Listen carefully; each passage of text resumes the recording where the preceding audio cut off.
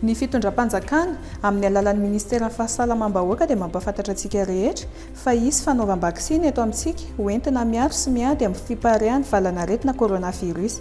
Izany dia atao manomboka ny 10 Mey ho avy izao manerana ny distrika 720 eto amin'ny tany Repoblika Madagasikara. Hoentanina amin'izany ireto sokajin'olona manaraka ireto: mpiasan'ny fahasalamana, mpitandro filaminana, zoky olona 70 taona mihoatra, olona manana aretina mitaiza toy ny diabeta sy tosidra avo, ary ny mpanao asa sosialy. Isoratra anarana eny anivon'ny distrika amin'ny fahasalamana ho an'ireo mpiasan'ny fahasalamana rehetra miankina sy tsy miankina amin'ny fanjakana ary ireo mpisehatra ara-tsosialy.